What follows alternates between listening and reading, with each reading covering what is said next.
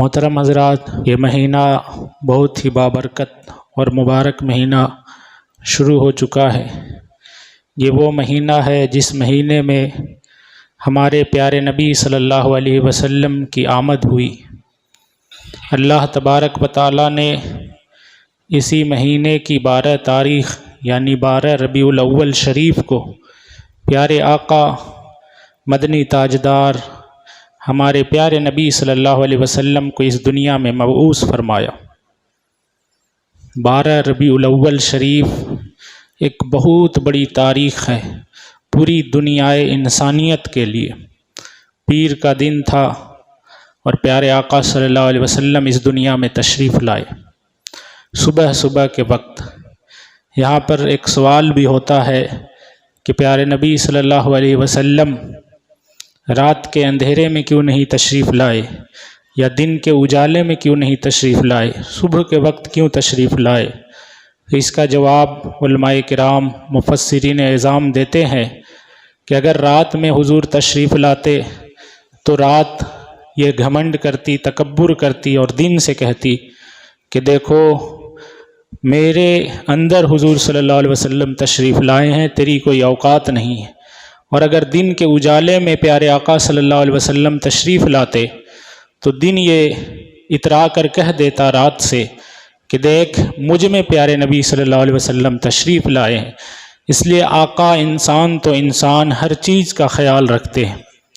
پیارے آقا صبح میں تشریف لا رہے تھے جس وقت رات کا اندھیرا جا رہا تھا، دن کا اجالا آ رہا تھا، یعنی رات بھی پیارے آقا صلی اللہ علیہ وسلم کے چہرے کی زیارت کر رہی تھی اور دن بھی پیارے آقا صلی اللہ علیہ وسلم کے چہرے کی زیارت کر رہا تھا۔ پیدائش کے تعلق سے کافی لمبی بات ہو سکتی ہے، کبھی موقع ملا تو انشاءاللہ تعالیٰ آپ کو بتاؤں گا۔ بچپن سے لے کر پیارے نبی صلی اللہ علیہ وسلم کے آخری ظاہری زندگی کے پردہ فرمانے سے پہلے تک کے تمام واقعات انشاءاللہ موقع ملا تو دھیرے دھیرے ہم آپ کو سنانے کی کوشش کریں گے۔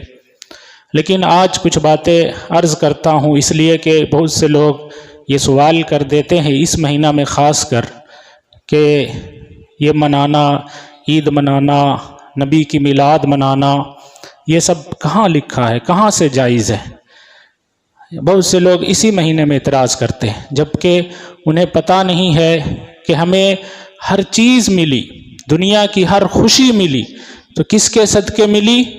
پیارے نبی صلی اللہ علیہ وسلم کے صدقے ملی۔ اس لیے کہ اللہ تعالیٰ خود فرماتا ہے کہ اے محبوب اگر آپ کو پیدا کرنا مقصود نہیں ہوتا تو میں نہ آسمان بناتا، نہ زمین بناتا، نہ چاند بناتا، نہ سورج بناتا۔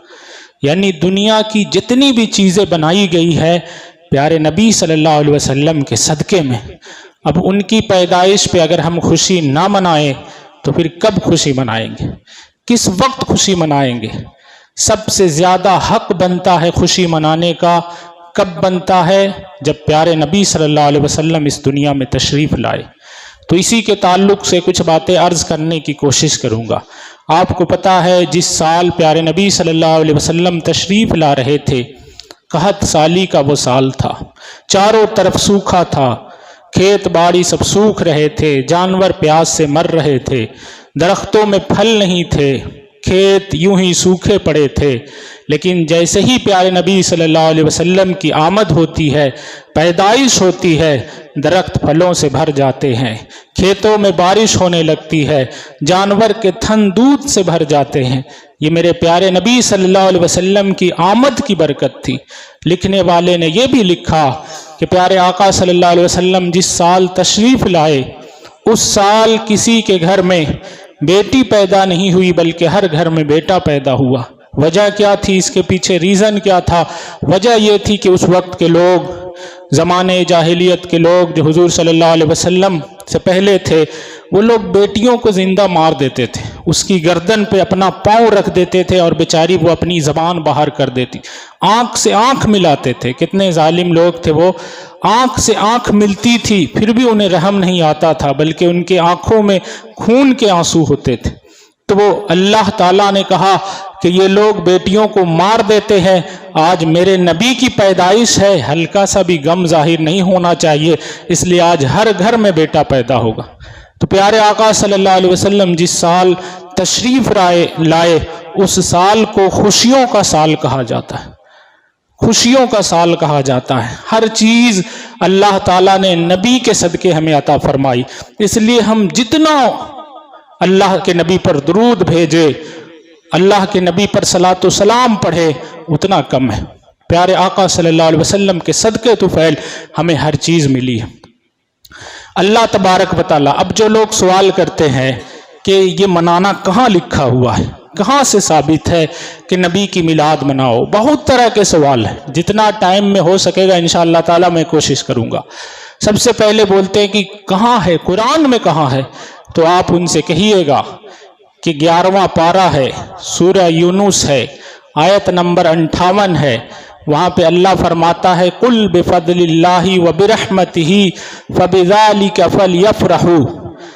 اے محبوب آپ لوگوں سے کہہ دیجئے، اپنی امت سے، تمام لوگوں سے فرما دیجئے کہ جب کوئی فضل ہو اللہ کا ان کے اوپر، جب کوئی ان کے اوپر اللہ کا فضل ہو اور اللہ کی رحمت ان پر نازل ہو تو فَلْيَفْرَحُوا، انہیں چاہیے کہ وہ خوشی منائے، وہ خوش ہو جائے۔ اور یہ خوشی وَهُوَ خَيْرٌ مِّمَّا يَجْمَعُونَ، جتنا مال انہوں نے جمع کیا ہے اس میں سب سے بہتر خوشی یہی ہے کہ وہ اللہ کے فضل پر خوشی منائے اور اللہ کی رحمت پہ خوشی منائے۔ اب آپ بھی، کوئی بھی ایک چھوٹا سے چھوٹا دماغ رکھنے والا انسان اس بات کو پتہ کر لے گا کہ اللہ کا جو ہمارے اوپر سب سے بڑا فضل ہے وہ یہی ہے کہ ہمیں پیارے نبی صلی اللہ علیہ وسلم کا امتی بنایا اور ہمیں پیارے نبی کو عطا فرمایا۔ ہمارے اوپر اللہ کا سب سے بڑا فضل و کرم کیا ہے کہ اس نے ہمیں آقا صلی اللہ علیہ وسلم کو عنایت فرمایا۔ وَبِرَحْمَتِهِ، اور اس کی رحمت پر خوشی مناؤ، اللہ کی رحمت پر خوش ہو جاؤ، خوشی مناؤ۔ اب اللہ کی رحمت کیا ہے؟ قرآن ہی کہتا ہے وَمَا أَرْسَلْنَاكَ إِلَّا رَحْمَةً لِّلْعَالَمِينَ، اللہ کی رحمت پیارے نبی صلی اللہ علیہ وسلم، اور وہ سارے جہان کے لیے رحمت ہے۔ پتہ چلا اللہ کا فضل بھی پیارے نبی ہے، اللہ کی رحمت بھی پیارے نبی ہے۔ تو جب ہمیں فضل اللہ کی طرف سے ملا، رحمت اللہ کی طرف سے ملی، تو ہمیں چاہیے کہ ہم ان کے پیدائش کے دن خوش ہو جائیں۔ آج کسی کے گھر میں بچہ پیدا ہوتا ہے، بچی پیدا ہوتی ہے، تو ماں باپ پورے گھر والے خوش ہو رہے ہیں، جس کی وجہ سے اللہ نے سارے جہان کو پیدا فرمایا، ان کی پیدائش پہ پھر ہم کیوں نہ خوش ہوں؟ ہمیں خوش ہونا چاہیے۔ اب خوش ہونے کا طریقہ الگ الگ ہے، کوئی جلوس نکالتا ہے، کوئی گھر پہ بیٹھ کے فاتحہ کر دیتا ہے، کوئی کھڑے ہو کر سلام پڑھ لیتا ہے، جس کو جو استطاعت ہو سکتی ہے وہ اس طرح سے ادا کرتا ہے، جس کو جتنا، کوئی خرچ کرتا ہے، لوگوں کو شربت پلاتا ہے، کوئی لوگوں کو کھانا کھلاتا ہے، کوئی لائٹ اور بتی لگاتا ہے، جس کی جتنی طاقت ہے۔ صحابہ کرام بھی اپنے اپنے انداز میں کرتے تھے۔ اب ہم کھوجیں گے کہ ہو بہو مل جائے تو زمانے کے اعتبار سے کچھ تھوڑا بہت چینجنگ آتی ہے، لیکن ہاں اس میں کچھ خرابی نہیں ہونا چاہیے، کچھ اس کے اندر بیہودہ بات نہیں ہونا چاہیے، بالکل اس طریقے سے ہونا چاہیے کہ لگے کہ واقعی یہ پیارے نبی صلی اللہ علیہ وسلم کے دیوانے جا رہے ہیں، لگے کہ ہاں یہ مذہب اسلام کے ماننے والے ہیں۔ اسی طرح قرآن پاک میں سورہ والضحیٰ میں ایک آیت ہے وَأَمَّا بِنِعْمَةِ رَبِّكَ فَحَدِّثْ، اپنے رب کی نعمت کا خوب خوب چرچا کرو۔ اب رب کی نعمت، سب سے بڑی نعمت کیا ہے؟ سب سے بڑی نعمت حضور صلی اللہ علیہ وسلم ہے۔ اب ان کی پیدائش کا ہم چرچا نہ کریں تو کس کی پیدائش کا چرچا کریں؟ انہی کی وجہ سے تو ہمیں اللہ تبارک و تعالیٰ نے زندگی دی، انہی کے صدقے ہمیں اللہ تبارک و تعالیٰ نے تمام انسانوں کو زندگی عطا فرمائی۔ تو ان کی پیدائش پہ خوش ہونا یہ شروع سے چلا آ رہا ہے، اور یہی غلام مصطفیٰ کا طریقہ ہے۔ ہم تو مسلمان ہیں، ہم تو ان کے امتی ہیں، ہمیں تو منانا ہی چاہیے۔ آپ دیکھیں اگر غیر نے بھی منایا ہے تو اسے کتنا فائدہ ملا ہے۔